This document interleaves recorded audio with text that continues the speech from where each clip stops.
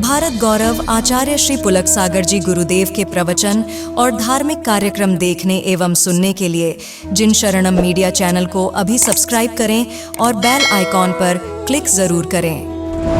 मैं बाबा बच्चों से कहता हूँ, बेटियों से कहता हूँ, ये कागजों की डिग्रियां किसी काम की नहीं है।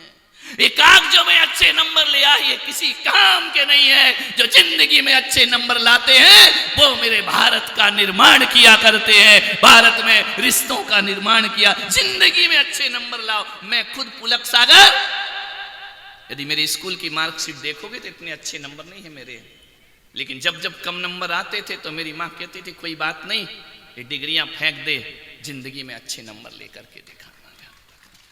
उसने मेरे कम नंबर पर मुझे कभी नहीं डांटा, कभी नहीं कहा कि तू पढ़ता नहीं है, लिखता नहीं। वो कहती थी नहीं, तू ऐसा करेगा, ऐसा बनना अपने जिंदगी में।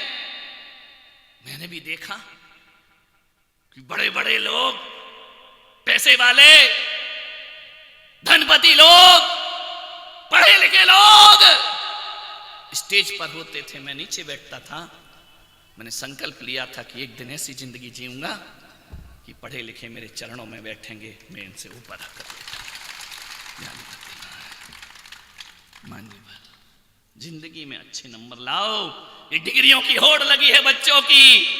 माँ बाप कहते पढ़ो पढ़ो पढ़ो, नहीं मेरे भाई, उन्हें सिखाओ संस्कार। ये हॉस्टल तुम्हें संस्कार नहीं देंगे।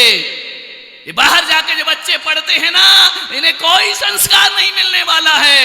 ये माँ से, माँ बाप से उतने ही रिश्ते रखेंगे, केवल पैसों का रिश्ता है, दिल का कोई रिश्ता नहीं है। ध्यान रखना, जब उन्हें जाति से लगाने के दिन थे, जब संस्कार देने के दिन थे, तुमने बाहर भेज दिया उनको। ध्यान रखना, केवल पैसों का रिश्ता बचेगा। अभी नहीं, वक्त पे पता पड़ेगा कि हमने अपनी जिंदगी में कितनी बड़ी भूल की है। एक बच्चा अमेरिका में रहता है, बहुत बड़ा डॉक्टर है अमेरिका में। उसके माँ बाप मेरे पास आए कि महाराज, अमेरिका में रहने के बाद एक बार भी हमसे मिलने नहीं आता है, हमसे बात नहीं करता है, फोन नहीं लगाता है, हमारा बेटा सपूत नहीं कपूत निकल गया है। एक दिन तो बेटा इंडिया आया, माँ बाप मुझे दर्शन कराने लाए, बोले महाराज ये औलाद है हमारी, हमने इन दिनों के लिए पैदा किया था इस औलाद को। आज हम दोनों बूढ़े माँ बाप अपने घर में 8 कमरे हैं, अकेले घूमा करते हैं, कोई नहीं हमारे पास। इसने शादी कर दी, अमेरिका में ही रहने लगा, ये हम अकेले हैं। ये पैसा भेज देता है कभी कभी, हमें जरूरत नहीं है, हमें पेंशन मिलती है गवर्नमेंट से। लेकिन माँ बाप को ऐसा करना चाहिए, इस बच्चे को सिखाओ। मालूम उस बच्चे ने उससे क्या कहा कि महाराज मैं भी कुछ बोल सकता हूं। मैंने कहा बोल बेटा, क्या बोलना है? बोले मेरी भी बात सुनोगे या नहीं? मैंने कहा जरूर सुनूंगा। तो बोले मैं मम्मी पापा से पूछना चाहता हूं कि जब मैं पैदा हुआ था मुझे अमेरिका भेजने का सपना किसने देखा था? मैंने, आपने देखा था ना? आपने कहा था मेरा बेटा पढ़ेगा लिखेगा, बहुत बड़ा डॉक्टर बनेगा, भारत में नहीं विदेश में। बोलो, पूछो माँ बाप से, मेरे को अमेरिका में वीजा किसने दिलाया? मेरे माँ बाप ने। पैसा किसने दिया? मेरे माँ बाप ने। अमेरिका में किसने पढ़ाया? मेरे माँ बाप ने। अब बताओ महाराज, मैं गलत हूं या माँ बाप गलत है? इसका उत्तर चाहिए। मां, आज मैं तुझसे पूछता हूं, मैंने तो नहीं कहा था कि विदेश में जाकर पढ़ूंगा। पिताजी आप बताओ, आपने कहां से पैसा जुटा के मुझे विदेश में भेज दिया? आज मैं वहां की संस्कृति में रंग गया, लीन हो गया। बताओ मेरी गलती क्या है? बताइए। जब मेरे संत आते थे हमारे शहर में, जब मैं उनके पास जाते थे तो यही माँ बाप हैं घसीट के कहते थे पहले पढ़ाई कर, प्रवचन की कोई जरूरत नहीं है। बताओ महाराज, जब संस्कार देने का समय था तब किताबें हाथ में पकड़ा दी और आज मैं पढ़ लिख कर बाहर चला गया। अब मैं कपूत कहलाता हूं। ध्यान रखिए, मैं अच्छी औलाद नहीं कहलाता हूं। किसने भेजा मुझे? डॉक्टर किसने बनाया? मैंने कब कहा था कि मैं बनूंगा? ढाला तुमने है। थोड़ी उम्र वालों, आपसे निवेदन कर रहे हो, आने वाली पीढ़ी, नौनिहाल बच्चे नहीं आएंगे अच्छे नंबर, क्या होता है? क्या सरकारी स्कूल में पढ़ के आदमी एपीजे अब्दुल कलाम नहीं बनता है? ध्यान रखिए, सरकारी स्कूल में पढ़कर कोई लाल बहादुर शास्त्री नहीं बनता है। सरकारी स्कूल में पढ़कर कोई आचार्य विद्यासागर नहीं बनता है क्या? सरकारी स्कूलों में पढ़कर कोई तरुण सागर बनता है तो कोई पुलक सागर बन के खड़ा हो जाता है। हमको मॉडर्न स्कूल नहीं मिले, हमको बहुत हायर एजुकेशन नहीं दिया गया, हमको सरकारी स्कूलों में पढ़ाया गया मान्यवर। ये आपके पूना, बेंगलोर, हैदराबाद, यहां पढ़ने वाले बच्चे बुढ़ापे में देखना क्या दशा करेंगे तुम्हारी। अपना भविष्य सुधारो। मैं पूरी जैन समाज से, वैश्य समाज से, महाजन कौम से निवेदन करता हूं,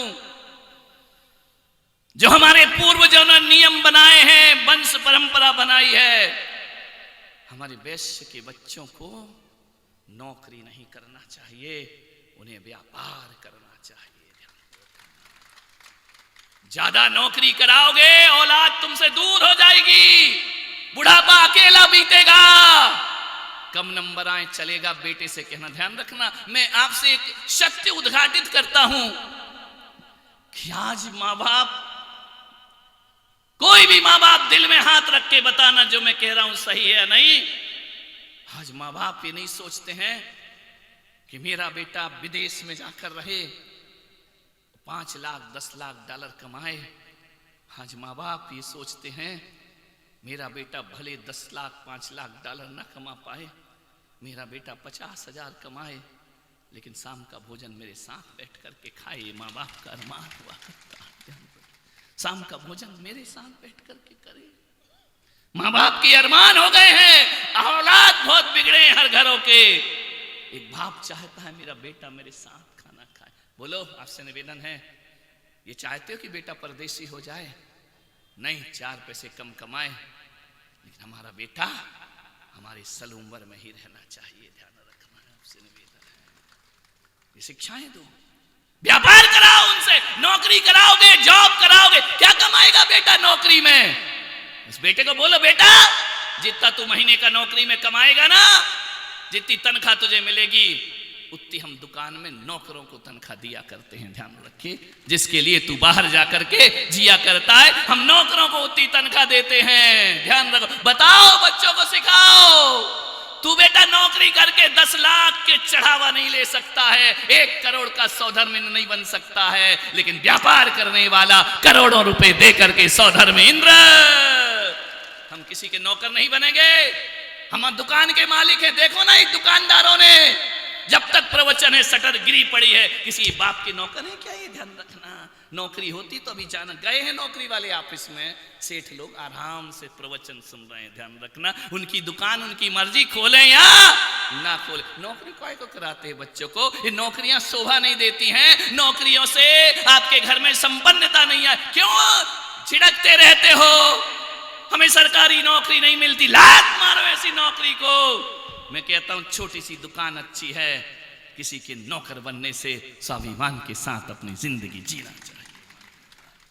जैनों के बच्चे, ब्राह्मणों के बच्चे, अग्रवालों के बच्चे, वैश्य के बच्चे नौकरी करेंगे?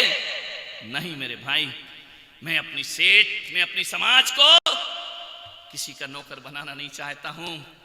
मैं सेठों के समाज का संत हूं, वो सबको सेठ बनाना चाहता हूं।